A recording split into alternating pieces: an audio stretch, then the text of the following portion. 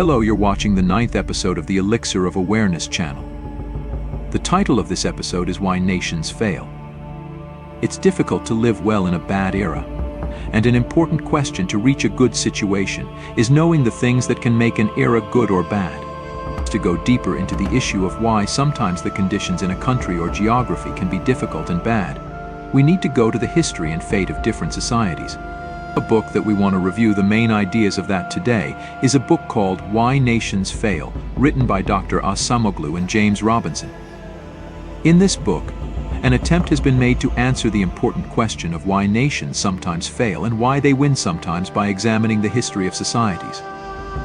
Well, it's clear that this question is very complicated and doesn't have a simple answer.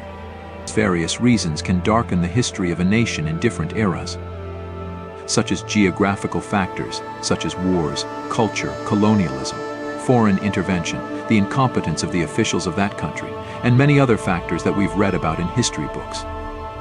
In addition to all these factors, one factor that has been very influential in the fate of societies is the type of institutions of that society. These institutions sometimes work well, and sometimes badly. If institutions be healthy, people are healthier, live longer, and get a better education. Basic needs are provided for them, such as water and electricity and nutrition with better quality. If the institutions work properly, many talents will flourish in that society. To know how institutions work, we must go into the details of people's lives in different eras. For example, when we examine patent documents from 1820 to 1845 in America and see who was able to register an invention or an idea, we notice that only 19% of them were from wealthy families. That is to say, a higher percentage of them were people from the lower or middle classes. When we investigate further, we realize that in this type of society, the possibility of growth and development, as well as the achievement of individual dreams and goals, has been available for a more wide range of people. In one word, it can be said that inclusive institutions work in this type of societies, not exploitative institutions.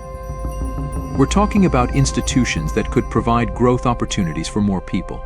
To understand whether the institutions of the society we live in are exploitative or inclusive, we must first answer an important question. The important question is, in your society, which of these two spectrums is the tenant and which one is the landlord? The people or the government? About 300 years ago, 60,000 people lived together on an island called Barbados in the West Indies. But the examination of the financial and business and economic documents that have been ruling there shows that only 175 people owned everything and everyone in that society. In fact, the exploitative institutions had made a few people owners of everything. This form of society is called oligarchy.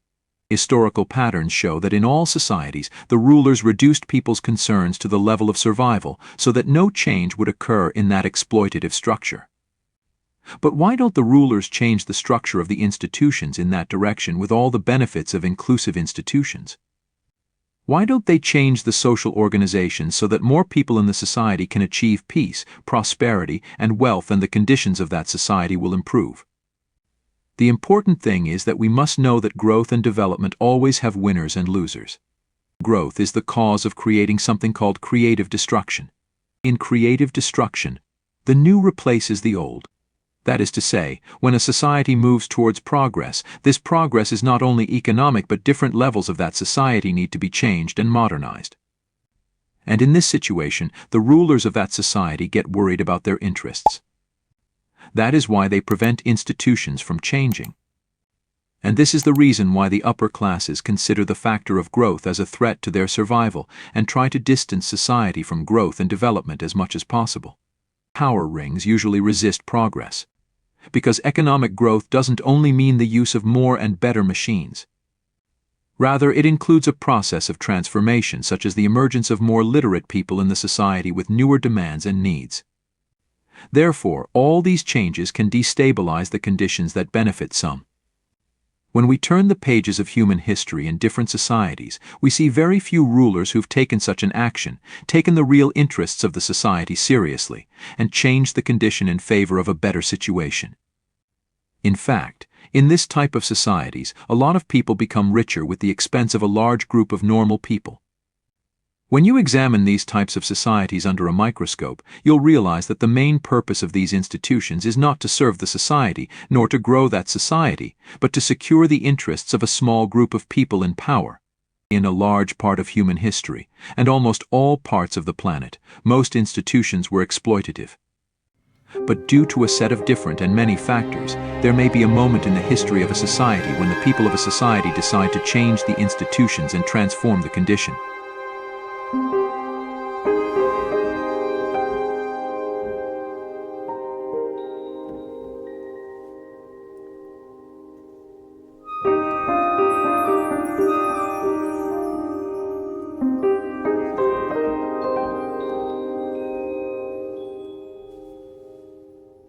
One of the important characteristics of exploitative institutions is that they're always in a deep struggle with transparency. The main enemy of exploitative institutions is numbers, statistics, and transparency. In fact, what's important is what happens in that society and its power structures, and those things must somehow remain hidden. In 1937, a census was conducted in the Soviet Union.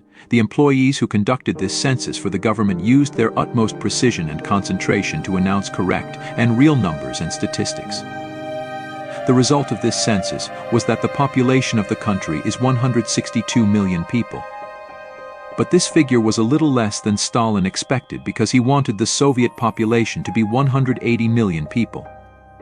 Most of the people who were involved in this census were tried for treason and put in prison, and many were executed.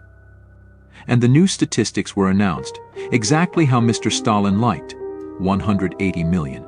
In this Soviet society, which had exploitative institutions, a lot of growth and progress happened for a while. At the cost of violence and the cost of loss of life, a large number of Soviet people achieved high levels of economic growth. But the important thing is that exploitative institutions can't create sustainable growth.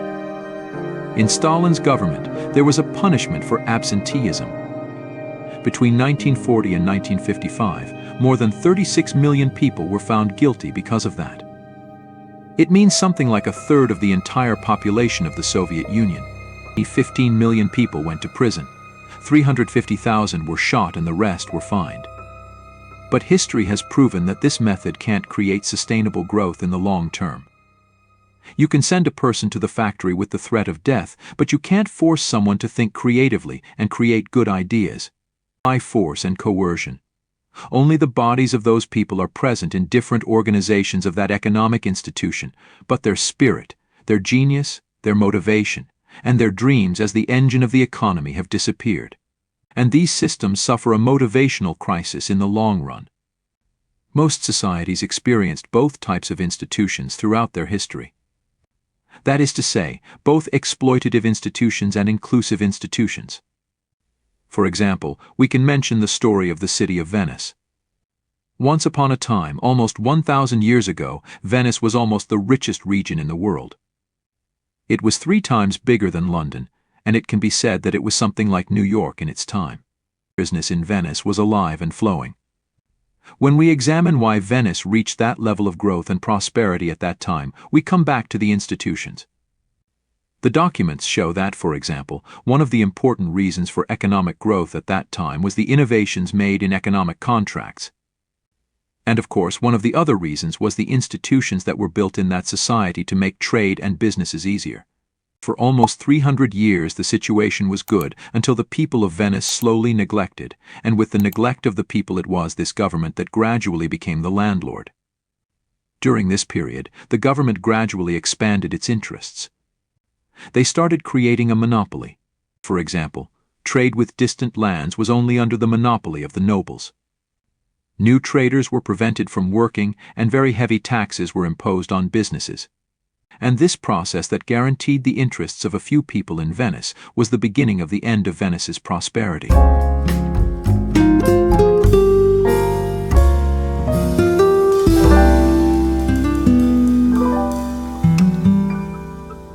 Many societies experienced such a fate.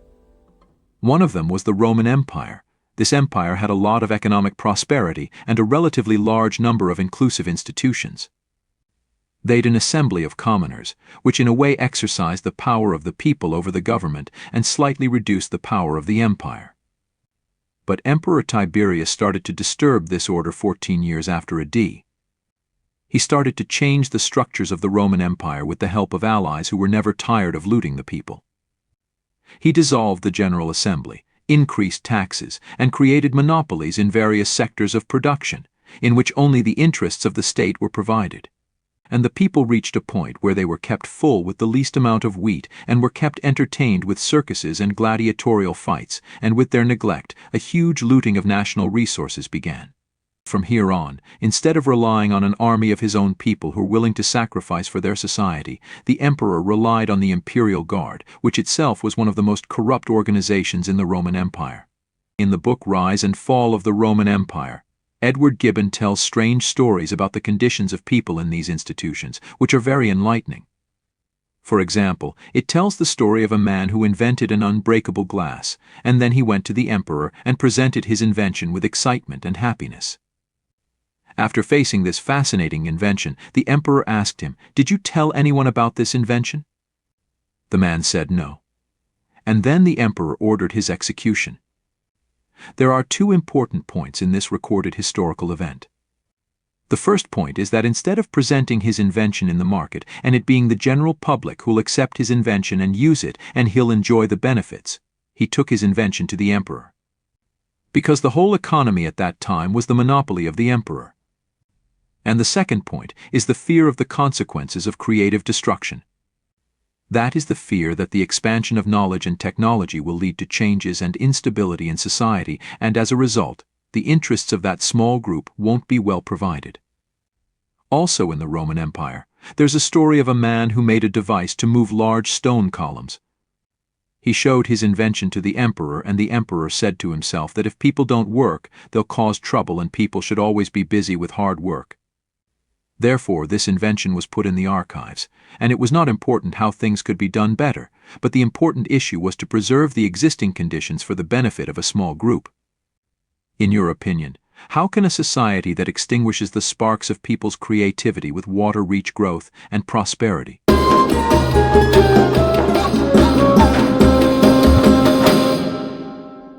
In England, there was a very weak institution called Parliament, which was somehow involved with the institution of monarchy, and they conflicted with each other over their interests. From the time of Elizabeth I, these disputes gradually continued until the time of King Charles I. When the people under the leadership of Oliver Cromwell succeeded to conquer the institution of monarchy in 1649, they tried Charles and then execute him. From here on, Oliver Cromwell became the successor of the king, but Oliver Cromwell didn't stay loyal to democratic ideas for a long time. And he also became a dictator worse than Charles I. When a small revolution in a society destroys an oligarchy, then for a short period democracy reigns, and after a while another type of oligarchy is formed in the society. The important point here is that in this process the oppressed aren't freed by revolutions, only the exploiters change, and only the class that gets the benefits changes. Because the institutions of that society do not change fundamentally. Oliver Cromwell died in 1660. After that, Charles II, who was a dictator like his father, became the king, and after him, James II followed the path of tyranny in the same way. And then there was a civil war and a huge crisis in England society. In the end, all these developments led to the victory of England's revolution. But in this second victory, it means after the first victory led by Oliver Cromwell, people realized something important. And that thing was that to change the situation permanently, they've to change the institutions, not persons. They understood that changing people doesn't help fundamental issues and problems such as poverty and injustice. So they started changing institutions and building new institutions from the same period with that valuable historical experience. For example, they entrusted the imposition of taxes and monopolies to the Parliament, where there were people's representatives. Of course, this Parliament and this system were far from a real democracy. But it had some minimums in it that later formed the core of the fundamental changes in the future of England. Another thing that prevailed in that period was writing petitions. From then on, the people of England could send a petition to the Parliament and ask for something, or if their rights were violated, they could protest. And since then, the people had an institution that examined the protests more fairly than in the past. In 1694, they established the Bank of England as an important institution. This bank was supposed to provide financial resources for the industry. When we examine the documents of this bank in that period, we see that 2/3 of the borrowers weren't from prominent social classes. It means that most of them were small business owners and were ordinary people. Here we see how an exploitative institution becomes an inclusive institution that supports a wider range of ordinary people. After that, the British began to set very strict laws regarding the rights of inventors, entrepreneurs, and industrial owners. This change in the institutions planted a seed that later turned into a forest called the Industrial Revolution. In 1760, James Watt arrived with his important invention, the steam engine, and then, like a domino, the creative process began in England society. In the same year, Henry Cord was able to invent a new technology for iron smelting. In 1773, the flying shuttle was invented by John Kay, which was an important revolution in the textile industry. The steam train was invented in 1804. In 1816, John McAdam invented asphalt. And also new achievements, creations, and inventions are produced one after the other. In terms of culture and geography, British society was the same as it was during the era of the exploitative institutions of the monarchy. But what had changed was the platform where a society can engage in innovation, creativity, and progress in a safe environment. And this was the main reason that the England society was able to make a long jump in history.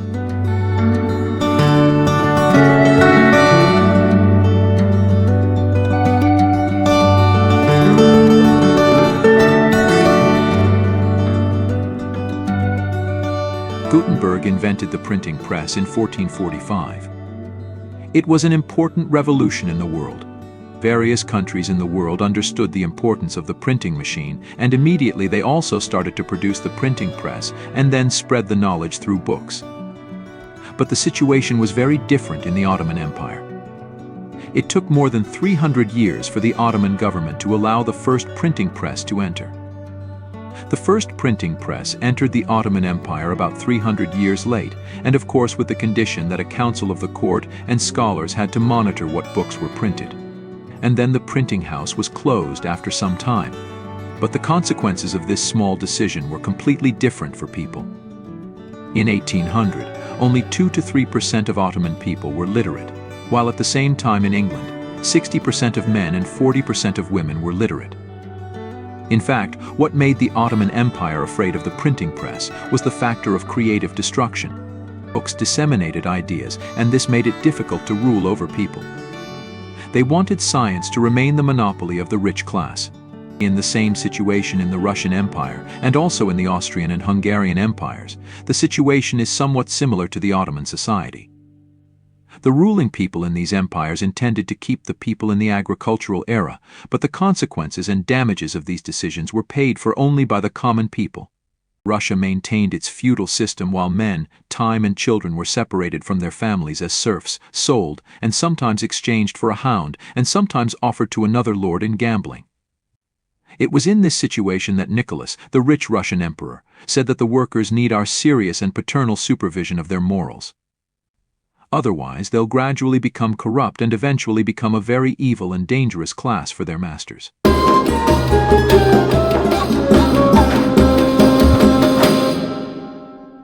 People of every society should study their history and see where and when and for what reason they ignored the supervision of power. Because this is exactly the point where exploitative institutions begin to grow. One of the characteristics of an exploitative system is that it initially produces a variety. For example, there may be different groups and parties in power, and each of them has an idea to improve the society, and they've differences with each other. But when the exploitative institutions become big and bigger, and when this issue leaks to all parts of that structure, then from one place to the next that difference becomes meaningless. And from one place to the next, different parties argue with each other not to secure the interests of the people, but for their own interests. Because different power groups fight for their interests, and those interests are many. This issue can destabilize the society, and it has been seen in different periods of history that this issue has led to the collapse of its entire structure.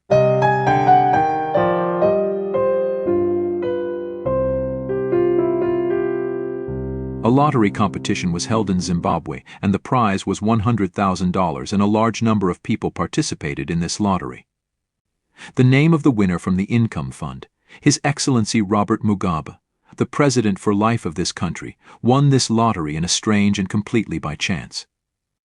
Mr. Robert Mugabe won this award in a situation where there was 94% unemployment in his country, and his country's currency was one of the most worthless currencies in the world. The important point is that the disease of exploitation is highly contagious and spreads from those in power to the other masses. In all these conditions, the people in power in an oligarchic system are very careful that the people of the society remain sufficiently poor. In 2009, the North Korean government decided to reform its currency. People had to go to banks and hand over their old money to the bank and receive new valid money. But suddenly a piece of strange news was announced. An order was issued according to which you can exchange only 500,000 won, which is equivalent to only $40. And if you've more than 500,000 won, the rest is either for the government or is a bunch of waste paper that has no value as money.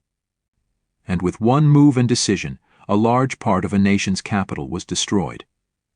This plan was designed to prevent people from hiding money away from the eyes of the government. Caution was needed, so that the government could make sure that the common people were sufficiently poor. Home, no more home to me, whither must I wander? Cotton makes up 45% of Uzbekistan's exports and is the most important product of this country. Uzbekistan had a president named Karimov who was very interested in accumulating wealth. After coming to power, he started setting laws by the government that forced farmers to plant a certain amount of cotton, and he also set the final price in a completely unfair way. He bought the cotton product from the farmers at the lowest possible price and exported it at the highest possible price. This caused many farmers to protest and the labor force in the agricultural industry decreased, but Karimov and his team found a solution: school kids. He ordered that 2,700,000 school kids in Uzbekistan should help harvest cotton at the beginning of the 2 academic years. What has brought Uzbekistan to this point are institutions. The dominance of exploitative institutions in any society will eventually bring that society to a crisis one day.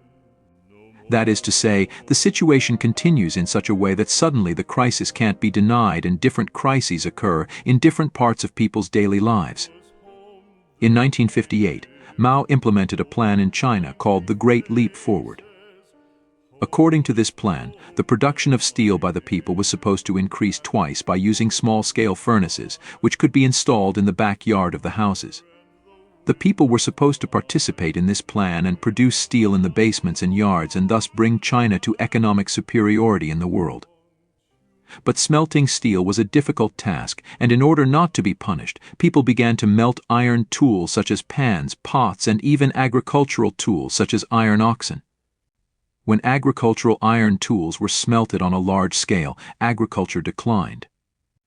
At the same time, a severe drought occurred and something like 20 to 40 million people died of starvation in China during that period of history. This was one of the examples of crises created by exploitative institutions and their wrong decisions. But after Mao's death, the crises reached such a level that they could no longer be denied. And it was here that the next president of China, Mr. Deng Xiaoping, said that it doesn't matter if the cat is black or white. If it catches a mouse, it's a good cat. And this simple sentence was a very effective and history-making sentence. What Deng Xiaoping meant was that it doesn't matter if we remain completely and fanatically loyal to the principles of the Communist Party, and the government should only perform its basic duties. And it was here that the Chinese government gradually became more pragmatic and realistic. In the art of painting, there's a color called the blue of distance. From the 15th century onwards, when painters wanted to paint faraway mountains, they were using a color that is grayish-blue. If you look at the mountain that is far away from you, you can see the blue of distance. The most expensive thing that exploitative institutions steal from societies is the blue of distance.